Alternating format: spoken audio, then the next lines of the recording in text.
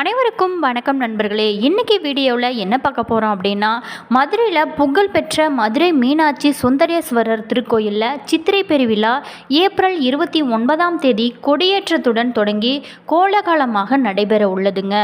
குறிப்பாகவே வாஸ்து சாந்தியுடன் தொடங்கும் சித்திரை திருவிழா வருகின்ற மே 17ஆம் தேதி வரை வெகு விமர்சையாக நடைபெற உள்ளதுங்க. உலகம் போற்றும் சித்திரை திருவிழாவின் தினசரி நிகழ்வுகள் என்னென்ன, எப்போது அங்கு நடக்குது அப்படிங்கிறத பற்றி இந்த வீடியோவில் ஃபுல்லாக பார்க்கலாங்க. வீடியோவை ஸ்கிப் பண்ணாமல் கடைசி வரைக்கும் பாருங்கள். உலக புகழ்பெற்ற மதுரை மீனாட்சி அம்மன் கோவிலில் ஆண்டு முழுவதுமே திருவிழாக்கள் நடைபெறுங்க. குறிப்பாக மாசி திருவிழா, ஐப்பசி திருவிழா என தமிழ் மாதங்களில் ஒவ்வொரு மாதத்திற்குமே ஒவ்வொரு திருவிழாக்கள் விசேஷமாக வெறு விமர்சையாக கொண்டாடப்படும்.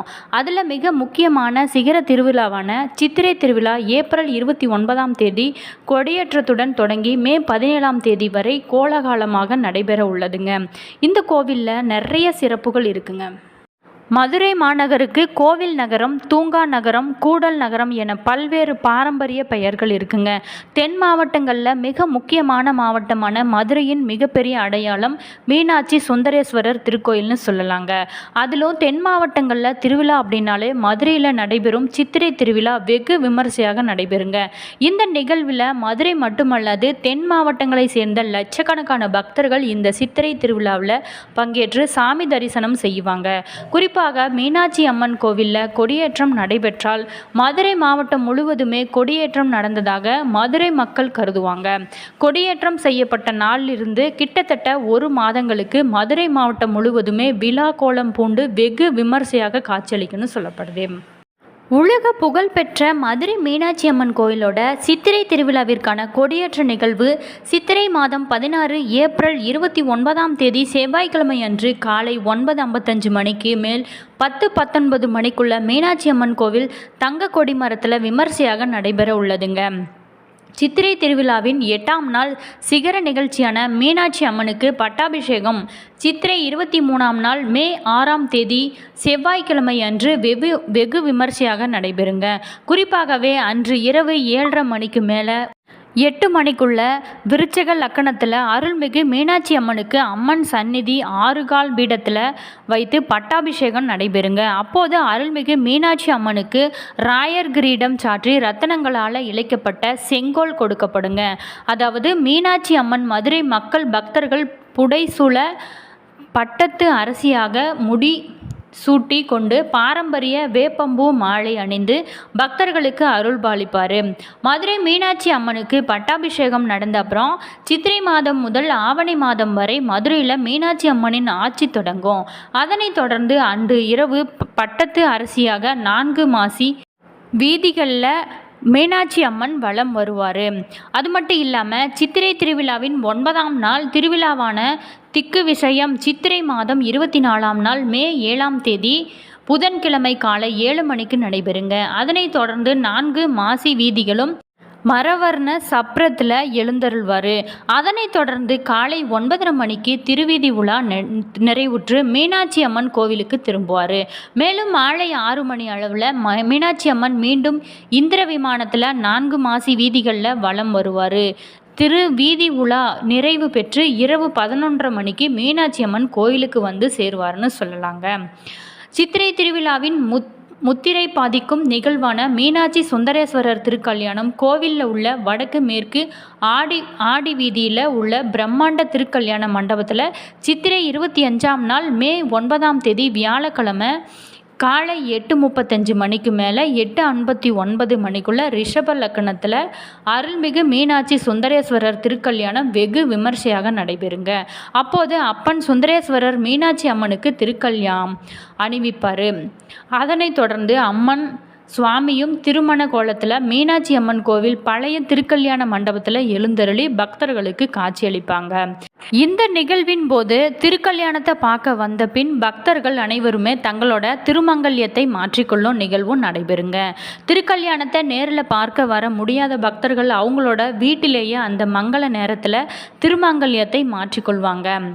சித்திரை திருவிழாவின் 11ஆம் நாள் திருவிழாவான திருத்தேரோட்டம் சித்திரை 26ஆம் நாள் மே 9ஆம் தேதி வெள்ளிக்கிழமை காலை மீனாட்சி அம்மன் கோவில் பகுதியில் உள்ள தேர்முட்டி பகுதியில் அதிகாலை 5:15 மணி முதல் 5:40 மணி வரையும் மேஷ லக்னத்தில் நடைபெறுங்க. அதனைத் தொடர்ந்து 6:30 மணிக்கு மீனாட்சி திருத்தேர் பக்தர்களால் வடம் பிடித்து இழுக்கப்படும். கள்ளழகர் ஆற்றில் இறங்குவதற்கு முன்பு தல்லாகுளம் பிரசன்ன வெங்கடேச பெருமாள் கோவிலில் கள்ளழகருக்கு எதிர் சேவை நிகழ்வு நடைபெறுங்க. குறிப்பாக சித்திரை மாதம் 28ஆம் தேதி மே 11ஆம் தேதி ஞாயிற்றுக்கிழமை இரவு தொடங்கி மே 29ஆம் தேதி காலை வரைக்குமே நடைபெறும். அப்போது லட்சக்கணக்கான பக்தர்கள் திரளாக ஒன்று சேர்ந்து கள்ளழகரை வரவேற்பாங்க.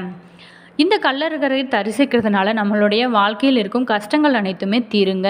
சித்திரை திருவிழாவின் இறுதி நாளான மே 12ஆம் தேதி சித்திரை திருவிழாவின் உச்ச நிகழ்வான கள்ளழகர் வைகை ஆற்றில் எழுந்தருளும் நிகழ்வு காலை 5:51 மணி முதல் 6:10 மணிக்குள்ள தங்க குதிரை வாகனத்தில் கள்ளழகர் வேடமிட்டு கோவிந்தா கோஷம் முழங்க சுந்தரராஜ பெருமாள் வைகை ஆற்றில் இறங்கும் வைபவம் வெகு விமர்சையாக கோலாகலமாக நடைபெறுங்க. இந்த நிகழ்வின் போது மதுரை மட்டுமல்லாது தென் மாவட்டங்களை சேர்ந்த லட்சக்கணக்கான பக்தர்கள் வைகை ஆற்றில் ஒன்று கூடி கோவிந்தா கோவிந்தா என்று கோஷம் முழங்க கள்ளழகரை வணங்க செல்வாங்க.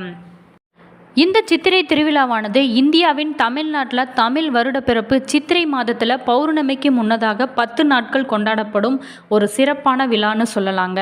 மதுரையில் சித்திரை திருவிழா சைவமும் வைணவமும் இணைந்த திருவிழா ஆகும். இரு சமயங்கள் தொடர்புடைய மீனாட்சி சுந்தரேஸ்வரர் திருக்கல்யாணமும் அழகர் ஆற்றில் இறங்கும் திருவிழாவும் விளங்குகின்றன. சமயங்களுக்கிடையே ஒற்றுமையை ஏற்படுத்தும் நோக்கத்துடன் மன்னர் திருமலை நாயக்கர் காலத்தில் இரு விழாக்களும் இணைக்கப்பட்டு ஒரே விழாவாக ஆக்கினார். இதனால் வைகை ஆற்றின் வடகரையில் அமைந்துள்ள ஊரான தேனூரில் ஆற்றில் இறங்கும் விழா வெகு விமர்சனையாக கொண்டாடப்பட இருக்குதுங்க. பின்னால் இந்த திருவிழா மதுரையில் வைகை ஆற்றில் இறங்கும்படியான விழாவாக மாற்றியமைக்கப்பட்டது. இதற்காக மதுரை மீனாட்சியின் அண்ணனான அழகர் தங்கையின் திருமணத்திற்கு வருவதாகவும் வருவதற்குள்ள திருமணம் முடிந்த விடவே ஆற்றிலிருந்து அப்படியே திரும்பி விடுவதாக புதிய கதையும் சொல்லப்படுகிறது. உண்மையில் மண்டுக மகரிக்கும் நாரைக்கும் சாப விமோசனம் அளிக்க அழகர் வைகை ஆற்றில் எழுந்திருக்கிறார் என்பதே திருமலை நாயக்கர் காலத்துக்கு முன்ன இருந்தே பழைய புராணமாகவே சொல்லப்படுது. மதுரையில் சித்திரை திருவிழாவில் அழகர் ஆற்றில் இறங்கும் திருவிழா போன்ற மதுரை மாவட்டம் சோழவந்தானிலும் மானாமதுரையிலும் பரமக்குடியிலும் அழகன்குளத்திலும் அழகர் ஆற்றில் இறங்கும் திருவிழா சிறப்பாக நடைபெறுகிறது. தேனி அருகிலுள்ள வீரபாண்டியிலுள்ள வீரபாண்டி கௌமாரி அம்மன் கோவிலிலும் சித்திரை திருவிழா கொண்டாடப்படுகிறது. சித்திரை மாதம் கடைசி செவ்வாய்க்கிழமை தொடங்கி மறு செவ்வாய்க்கிழமை வரைக்குமே தொடர்ந்து 8 நாட்கள் சிறப்பாக நடைபெறும். மதுரை கள்ளழகர் கோவிலானது திருமாலிஞ்சோலை என்று அழைக்கப்படுகிறது. தென்னிந்திய மாநிலமான தமிழ்நாட்டின் மதுரை மாவட்டத்தில் உள்ள ஒரு கிராமமான அழகர் கோவிலில் உள்ள விஷ்ணு கடவுளுக்கு அர்ப்பணிக்கப்பட்ட ஒரு இந்து கோயில்னு சொல்லலாங்க. 108 திவ்ய தேசங்களில் இதுவும் ஒன்றாக சொல்லப்படுதுங்க. கோயிலை சுற்றி ஒரு கிரானைட் சுவர் உள்ளதுங்க. அதன் அனைத்து சன்னதிகளையும் உள்ளடக்கியது. கோயிலில் 7 நிலை கொண்ட ராஜகோபுரம் அமைக்கப்பட்டிருக்காங்க. கோயிலை சுற்றி ஒரு பெரிய கோட்டை உள்ளதுங்க. அதன் ஒரு பகுதி பாழடைந்துள்ளதாக சொல்லப்படுது. துர்வாச முனிவரிடமிருந்து கதபவ முனிவரை சாபமளித்து மீட்க கள்ளழகர் தோன்றியதாக சொல்லப்படுதுங்க. இந்த கோயில் தென்கலை வழிபாட்டு மரபை பின்பற்றுவதாக சொல்லப்படுது. கோயிலில் தினசரி 6 சடங்குகள் மற்றும் பல வருடாந்திர விழாக்கள் நடத்தப்படுறாங்க. அவற்றை தமிழ் மாதமான மாசி இல் தெப்பத் திருவிழா, செப்டம்பர் அக்டோபர் மாதங்களில் நவராத்திரி மற்றும் மார்கழி டிசம்பர் ஜனவரியில் வைகுண்ட ஏகாதசி ஆகவே மிக முக்கியமானதாக சொல்லப்படுதுங்க. இந்த கோயிலில் தமிழ்நாடு அரசின் இந்து மத மற்றும் அறநிலைத்துறையால் பராமரிக்கப்பட்டு வந்ததாக சொல்லப்படுது. இந்த புராணத்தின்படி கதப முனிவர் அழகர் மலையில் நுபுர கங்கையில் நீராடி கொண்டிருந்த போது அந்த வழியாக சென்ற துர்வாச முனிவரை அவர் கவனிக்கல. கோபமடைந்த துர்வாசகர் கள்ளழகர் என்றும் அழைக்கப்பட்டார். சுந்தரராஜரால் சாபம் நீங்கும் வரை சுதபஸ் தவளையாக மாறுவார் என்று சபித்தார். தனது தவளை வடிவத்தால் மண்டுக மகரிஷை என்றும் அழைக்கப்படும் சுதபஸ் தேனூரில் உள்ள வைகை நதிக்கரையில் தவம் செஞ்சார்.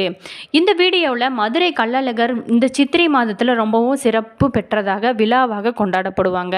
அதோட பெருமைகளை பற்றி பார்த்துங்க. இந்த வீடியோ உங்களுக்கு பல பயனுள்ள தகவல்களை தந்திருக்குன்னு நினைக்கிறேன். வீடியோ பிடிச்சிருந்தா லைக் பண்ணுங்கள், கமெண்ட் பண்ணுங்கள், ஷேர் பண்ணுங்கள். இதுபோல் தகவல்களை நீங்கள் தெரிஞ்சுக்கணுன்னா மறக்காமல் நம்ம சேனலை சப்ஸ்கிரைப் பண்ணி வச்சுக்கோங்க. கூடவே பெல் ஐக்கானையும் கிளிக் பண்ணிக்கோங்க. அப்போ தான் நாங்கள் போடுற ஒவ்வொரு வீடியோவும் உங்களுக்கு உடனுக்குடன் நோட்டிஃபிகேஷனாக வந்து சென்றடைங்க. உங்களோட கருத்துக்கள் என்ன அப்படிங்கிறத கீழே கமெண்ட் பாக்ஸ் செக்ஷனில் சொல்லுங்கள். All views, thank you.